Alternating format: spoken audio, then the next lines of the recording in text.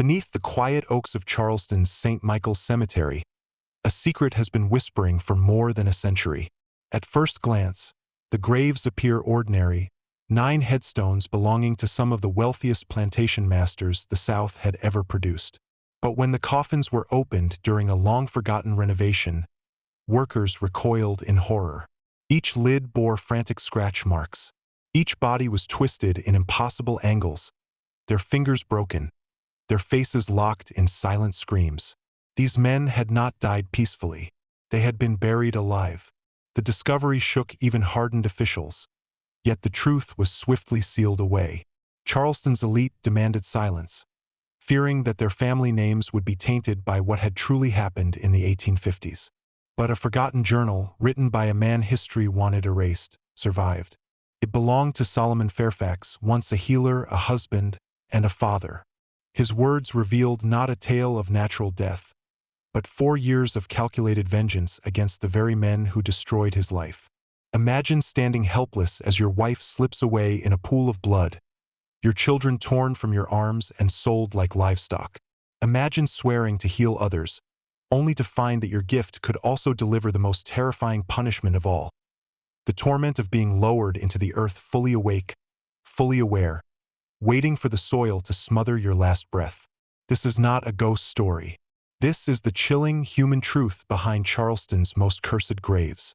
And tonight we will unearth Solomon's revenge, the slave who buried 9 masters alive. Before we begin, make sure you subscribe to Grave of the Shadows and leave your thoughts in the comments below. What you're about to hear will test the limits of justice, mercy, and human endurance. Charleston in the 1850s stood as the pride of the South. White columned mansions rose along the Cooper River, their balconies draped with ivy and their gardens filled with magnolias that masked the stench of human misery. Rice and cotton had built dynasties here, families who measured their wealth not in kindness or legacy, but in acres of land and the number of souls they owned. To visiting strangers, Charleston looked like a city of refinement, culture, and elegance. But beneath the polished veneer lay a system as cruel as it was profitable. In this world, physicians held special power. The wealthy summoned them at the slightest sign of fever, weakness, or pain. Medicine, though primitive, became a form of reassurance for men and women who feared disease more than they feared their own sins. Among Charleston's rising medical figures was Dr. Cornelius Hathaway, a respected physician known for exotic remedies and unorthodox methods. But his greatest asset was not his own skill. It was the man who worked silently at his side. That man was Solomon Fairfax. Born into bondage, Solomon was no ordinary slave. Tall, sharp-eyed, and meticulous, he carried within him generations of knowledge. His ancestors had been healers on Carolina plantations, blending African wisdom with observations of European medicine. By the time he reached Dr. Hathaway's practice, Solomon could read and write, prepare complex compounds, and speak the language of doctors as fluently as his masters. Patients whispered about his gentle touch and uncanny intuition, often requesting him over the doctor himself. Yet behind those intelligent eyes, Solomon carried memories of his wife Celia and their 3 children, still with him in spirit though torn away by force. Each patient he tended reminded him that his gift, his ability to preserve life, was also a weapon waiting to be sharpened. Charleston's aristocracy believed him docile, trusted him completely. They could not see that the very knowledge they relied upon would soon become their undoing. The city had no idea that inside its shining jewel, the seeds of revenge had already begun to grow.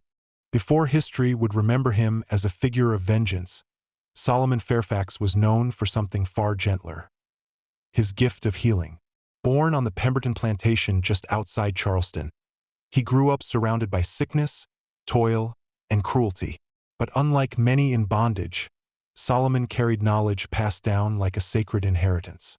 His grandmother had been a healer, skilled in roots, leaves, and natural compounds brought from Africa. She taught him how to soothe fevers with bark, how to ease pain with crushed herbs, how to fight infection with plants growing wild in the swamps. When visiting doctors came to the plantation, Solomon lingered quietly, observing every motion, memorizing every word. By the time he was a young man, he could prepare poultices and tinctures with a precision that astonished even white physicians. Some called it instinct, others whispered it was supernatural. But to Solomon, it was simply patience, observation, and love for life itself. He married Celia, a woman of quiet strength, and together they raised 3 children, Marcus, Samuel, and little Grace. Their cabin was poor, but it was filled with laughter. In moments stolen from labor, Solomon taught his sons the plant's secrets, letting them grind herbs with tiny hands while their sister watched with wide, curious eyes. Among his own people, he was respected. Even the Pembertons, hardened masters, valued his skill enough to summon him when their own family fell ill. For a brief time, this fragile balance gave Solomon hope that he could protect those he loved. But beneath every kindness lay chains. He was still property, his family still vulnerable to the whims of debt and greed. He knew that all it would take was a signature, a sale, a careless decision, and everything he cherished could be ripped away. And in March of 1851, that shadow fell. The skills that had once saved lives could not save his own family. What began as the story of a healer would soon twist into the making of an avenger. The turning point came in March of 1851, when the quiet rhythm of Solomon's life was shattered by a decision made in a ledger book. Edmund Pemberton, master of the plantation, had gambled away much of his fortune. To settle his debts, he prepared to sell part of what he coldly called property. That property included Celia and the 3 children. Solomon begged. He promised years of service without pay. He offered to labor through nights, to heal not only Pemberton's slaves but others in Charleston for extra income. Anything, he pleaded, if only his family could remain whole. But debts had no mercy, and neither did Pemberton. The sale was scheduled. The family would be separated, scattered across the South. On the morning of the auction, the air was heavy with storm clouds. Solomon held Celia and the children through the night, memorizing their faces as though engraving them into his soul. At dawn, the traders arrived with chains and wagons. The journey to Charleston was chaos. Shackled together, families wept as they were dragged toward the market. When the wagon jolted violently on a broken road, Celia was thrown to the ground. Her head struck a rock, blood soaking her hair. Solomon, bound, lunged desperately, but was beaten back. The traders glanced at her limp body, declared her a loss, and ordered the wagon forward. His wife, his companion of 15 years, was left behind in the dirt like discarded cargo. At the market, the cruelty deepened. 8-year-old Marcus was sold to a rice planter who worked children in alligator-filled swamps. 6-year-old Samuel was purchased by a farmer infamous for driving slaves to early graves. Little Grace, just 4 years old, was sold into a house in Savannah, her cries fading as she disappeared into the crowd. Solomon watched it all in silence, because silence was the only shield left. On the outside, he appeared broken, compliant. But inside, something darker was born. That night, in a small room above Dr. Hathaway's practice, where he had been purchased for his medical skills, Solomon opened a leather journal. By candlelight, he wrote the words that would shape the rest of his life. Today I watched my wife and children burn, and I did nothing to stop it. But I will remember, and I will wait. The man who once lived only to heal was gone. In his place stood a figure shaped by grief, sharpened by patience, and driven by a singular purpose. Solomon Fairfax did not rage or weep in public. Instead, he observed, listened, and learned. His silence became a mask, his service a perfect disguise. To Charleston's elite, he remained the gentle assistant, always steady, always dependable. But within, a storm was building, measured, deliberate, and merciless. Every evening after tending to patients, Solomon retreated to his small quarters above Dr. Hathaway's practice. There, under the flickering glow of a single candle, he opened his leather journal. Page by page, he transformed sorrow into strategy. He listed names of men who profited from the sale of his children, who mocked their cries, who treated human lives as currency. For each name, he recorded details, illnesses, habits, weaknesses. The journal that once carried his grief had become a ledger of vengeance. Dr. Hathaway's library provided the tools. Medical texts spoke of compounds that could numb muscles, stop breath, mimic death. Botanical guides described exotic plants, their toxins deadly in precise hands. Solomon devoured these books, his healer's mind reshaping their lessons into a darker art. Through quiet experimentation, at first with small animals, later with subtle trials, he mastered dosages that could leave a body frozen, a mind awake, a soul trapped in a living grave. Patience was his greatest weapon. He knew that to strike too soon would doom his plan. So he played his role perfectly, earning the trust of Charleston's wealthiest families. They welcomed him to their sickbeds, confided in him, even smiled at him, blind to the storm gathering behind his calm eyes.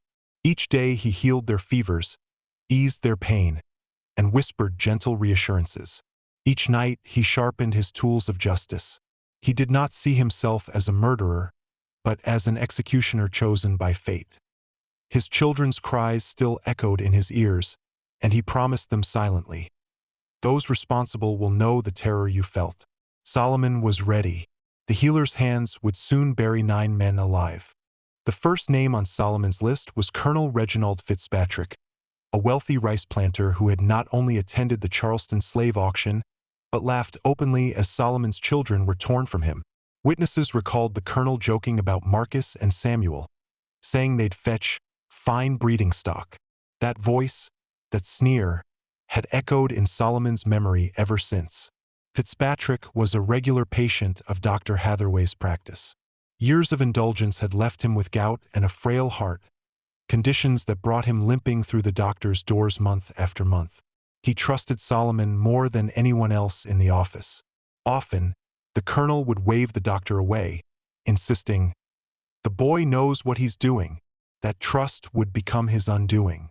On a gray December afternoon in 1852, the opportunity came. Dr. Hathaway was attending to another patient when Fitzpatrick arrived, complaining of pain that shot through his swollen feet.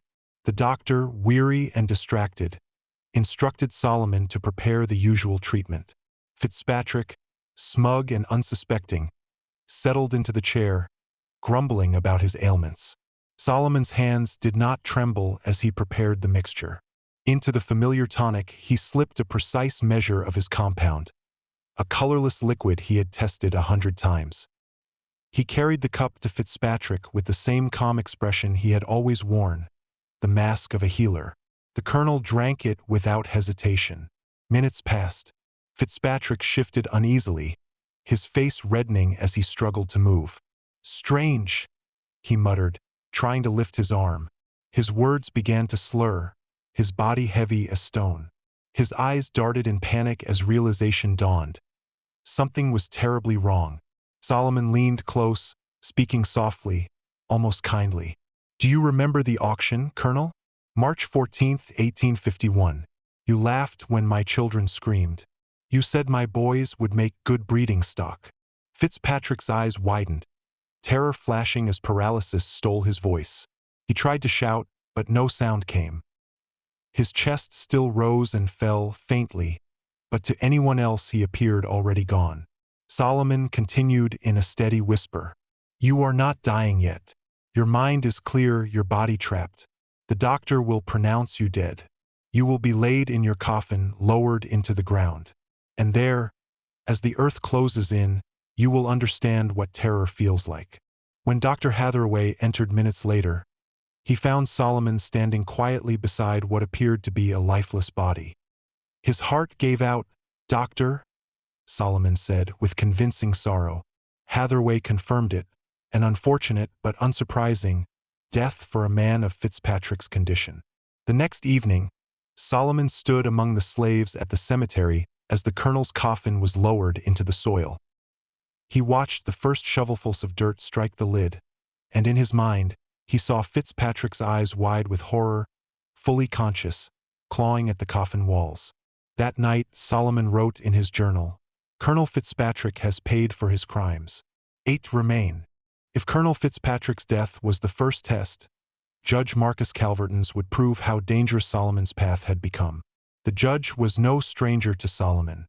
Years earlier, he had signed rulings that justified the separation of slave families, declaring in court that economic necessity outweighed human bonds. He had stood behind the very system that had torn Celia and the children from Solomon's arms. By 1853, Judge Calverton suffered from debilitating migraines that often left him bedridden. He sought out Dr. Hathaway's practice for relief, and like Fitzpatrick before him, he grew to trust Solomon's steady hands. The timing was perfect, but the risk was greater. Calverton's reputation was impeccable, and his sudden death would be noticed. On an April morning, the judge arrived pale and trembling, clutching his temples. Dr. Hathaway, fatigued from treating another patient, instructed Solomon to prepare the usual draft. Solomon measured carefully, but just as fate would have it, a drop too much slipped into the mixture. He carried the cup to the judge, his calm mask hiding the storm beneath. The effect came swiftly, too swiftly. Calverton's body stiffened unnaturally, his breathing faint, his eyes wide with silent horror. Dr. Hathaway returned moments later and froze. "Strange," he murmured, examining the rigid limbs. "This does not resemble the usual signs of a stroke." He leaned closer, studying the desperate gaze locked in Calverton's eyes. For several heart-pounding minutes, Solomon feared discovery. But medicine in 1853 had limits. Without instruments or knowledge of exotic toxins, the doctor concluded that the judge had suffered an unusually violent stroke. "Poor man must have suffered terribly," Hathaway sighed, unaware that his patient was still fully conscious, trapped inside his own body as death was prepared for him. Days later, Solomon stood again in St. Michael's Cemetery. As Judge Calverton's coffin descended into the earth, he felt the weight of his mission pressing heavier than ever. His journal entry that night was sharper, colder. "Justice is patient, but patterns draw eyes. I must move faster." And indeed, eyes were beginning to turn. Among the mourners stood a young journalist, Thomas Grimby, notebook in hand. He had begun whispering about the prominent deaths plaguing Charleston's elite. Solomon noticed him, and in that moment, he realized that every step forward brought the shadow of exposure closer. 2 men were gone. 7 remained. But the walls around Solomon were beginning to tighten. By May of 1853, Solomon's careful rhythm began to collapse under the weight of urgency. The city still whispered about Judge Calverton's sudden death, and Thomas Grimby's quiet investigation spread unease through Charleston's elite. Solomon knew that if he waited too long, suspicion might harden into discovery. He needed to act quickly, even if it meant taking greater risks. His third target was Captain William Dandridge, a man whose fortune had been built on transporting slaves like cattle. Dandridge boasted at social gatherings about how he kept cargo alive during long voyages, detailing methods of discipline and fear to prevent rebellion. To Solomon, this man embodied the cruelty of the trade. The opportunity arose when Dandridge hosted a lavish dinner for Charleston's shipping elite. Dozens of guests filled his mansion, wine glasses clinked, and laughter echoed as plans for expanding trade routes, including human cargo, were discussed openly, as if they were speaking of sugar or cotton. Solomon, through his network of fellow slaves, secured a position helping in the kitchen that evening. It was his perfect chance. As dessert was served, Solomon moved swiftly and silently. Into Dandridge's portion of brandy-soaked cake, he slipped his colorless compound. He watched from the corner of the dining room as the captain devoured it, boasting of past voyages, unaware that his final journey had already begun. Within minutes, Dandridge excused himself, staggering toward his study, muttering that the wine had been too strong. Solomon followed from a distance, his heart steady, his mind calm. In the leather chair by the fireplace, the toxin claimed its grip. Dandridge froze, eyes wide, body stiff. He was alive but silent, another man condemned to suffocate beneath the earth. But this time, fate betrayed Solomon. Dandridge's collapse had not gone unnoticed. Guests rushed into the study, calling for physicians among them. Unlike Fitzpatrick and Calverton, Dandridge had witnesses. One doctor whispered the word that Solomon dreaded most: poison. Within hours, Charleston buzzed with rumors of a suspicious death. And at the edge of the crowd, notebook in hand, Thomas Grimby watched carefully, his eyes lingering on Solomon. For the first time, the hunter felt the hunter's gaze upon him. That night, Solomon wrote in his journal, "3 have fallen, 6 remain, but shadows grow long, and time shortens." By June of 1853, Solomon knew his time was nearly gone. The arrival of a new physician at Dr. Hathaway's practice meant more scrutiny, and Thomas Grimby's shadow trailed him like a hunter circling prey. To complete his mission, Solomon would need one act so decisive, so devastating, that it would end everything at once. He set his sights on a secret meeting scheduled at Henderson and Associates, a firm deeply entangled in Charleston's slave trade. On June 15th, 6 of the city's most powerful merchants and traders would gather there to finalize contracts that would expand their empire of human misery. For Solomon, it was the perfect storm. 6 men, all in one place, all responsible for destroying families like his own. This time, he would not use a cup or a cake. He would use the very air they breathed. Over weeks, Solomon had prepared a concentrated form of his paralytic compound.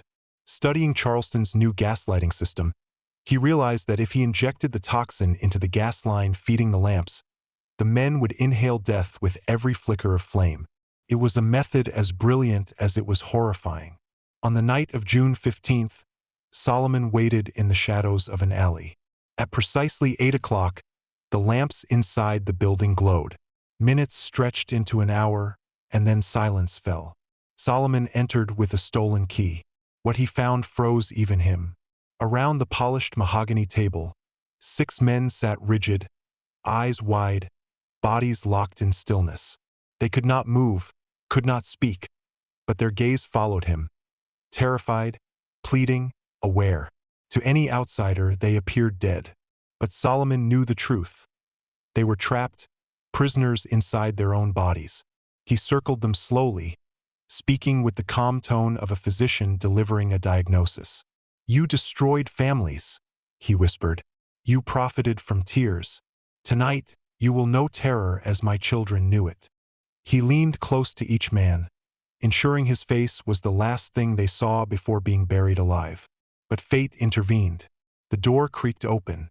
In stepped Thomas Grimby, notebook in hand, eyes wide with both horror and vindication. "So it's true," he murmured. "You've been behind it all." Solomon did not flee. His voice was steady. "They sold my children. They left my wife to die. This is not murder, it is justice." Grimby's pen trembled. He had chased a story, but now stood at the edge of something greater. A truth so dangerous it could never be printed without consequence. "They're still alive, aren't they?" he whispered, glancing at the men's darting eyes. Solomon nodded. Alive, aware, and soon to be buried. But footsteps echoed outside. Others were coming. Within minutes, the room would be filled with witnesses. Solomon understood what it meant. His mission, his vengeance, had reached its end. When the constables burst into the room, they found a sight that would haunt Charleston for decades. 6 motionless men, eyes wide with silent horror, and a slave who did not run, did not resist. Instead, he confessed everything, his voice calm, almost relieved. That night, his journal entry was brief. 6 more have felt the terror. 3 remain, but I will not reach them. My story is finished. Charleston had seen many trials, but none like this. The courthouse overflowed with citizens eager to witness the fall of Solomon Fairfax, the man whispered about as both healer and monster. Some came out of fear, others out of fascination. All came because they could not look away. The prosecution painted a simple picture. A slave who had murdered 9 of Charleston's finest citizens and must be executed to preserve order. District Attorney Charles Rutledge thundered that Solomon's acts were not justice but savagery, proof of what happened when society allowed a slave too much freedom. But the defense, led by court-appointed attorney Benjamin Crawford, took another path. He did not deny Solomon's guilt. How could he, when the man himself had confessed freely? Instead, Crawford forced Charleston to confront the uncomfortable truth. Witness after witness described the brutality of the slave market, the tearing apart of families, the casual cruelty that had become business as usual. Solomon himself testified, his words calm, deliberate, and unforgettable. "I was trained to preserve life," he said softly, "to ease suffering. But when my wife was left to die and my children were sold like cattle, I learned that the same knowledge that heals can also bring justice." The most shocking testimony came from the survivors of Henderson and Associates. Paralyzed but alive, they spoke of lying in coffins of flesh, unable to move, unable to scream, hearing their loved ones weep over them while they remained trapped inside their own bodies. Their words sent chills through the court. For some, it was proof of Solomon's cruelty. For others, it was evidence of the terror their own system had created. Thomas Grimby's reports in the Charleston Mercury spread the story far beyond the courtroom. Across the South, planters read with unease about a slave who had turned knowledge into vengeance. Across the North, abolitionists seized upon the trial as proof that slavery corrupted both victim and master. When the verdict was read, no one was surprised. Guilty on all counts, death by hanging. Yet the true sentence was not just for Solomon. It was for a society forced to glimpse its own reflection in his terrible revenge. The execution of Solomon Fairfax did not end his story. If anything, it marked the beginning of a legacy that spread far beyond Charleston's walls. His body was buried in an unmarked grave, denied the dignity of consecrated ground. Yet his journal, seized as evidence during the trial, continued to speak long after he was silenced. In the months that followed, whispers of Solomon's revenge spread across the South. Planters who once boasted of their wealth grew uneasy, suddenly suspicious of educated slaves who possessed knowledge beyond the fields. Laws were passed restricting access to books, medical training, and scientific learning. Masters feared that another Solomon might rise among those they had chained, another quiet figure biding his time, waiting to turn knowledge into retribution. The medical community, too, was shaken. Physicians debated the exotic toxin Solomon had crafted, and in their effort to understand it, laid the groundwork for advances in forensic medicine.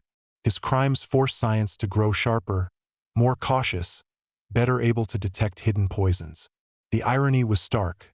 The very act meant to destroy had driven progress forward. For abolitionists in the North, the trial was a grim parable. Here was a man once trusted, once valued for his skill, driven to unspeakable extremes by the system of slavery itself. Pamphlets and newspaper columns retold the story, asking readers to imagine their own families torn apart, their own children sold into darkness. Solomon became both monster and martyr, proof that no people could be crushed forever without consequence. And in Charleston, where silence fell hardest, St. Michael's Cemetery remained a place of unease. Families avoided speaking of those 9 graves, though everyone knew where they lay. Generations later, when workers uncovered scratch marks inside the coffins, the city moved swiftly to hide the truth, sealing records, burying history once more.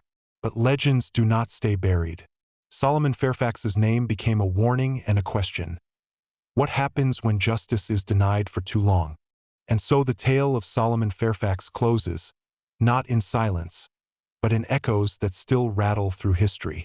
Was he a healer turned murderer, or a father forced into the only justice left to him? The graves in Charleston whisper one truth. Vengeance, once awakened, spares no one. 9 men went to their coffins believing themselves untouchable. Instead, they met the terror of being buried alive, a terror their victims had lived with every day under chains and whips. Solomon's story forces us to ask, when cruelty becomes law, is resistance a crime, or is it survival? History will forever debate that answer, but what cannot be denied is the raw humanity behind it. The grief of a husband, the rage of a father, the vengeance of a man denied justice. Now, I turn that question to you. Was Solomon Fairfax a monster, or was he justice made flesh? Tell me your thoughts in the comments below. And if stories like this move you as deeply as they moved me, don't forget to subscribe to Grave of the Shadows, where the past never sleeps, and the truth is never truly buried.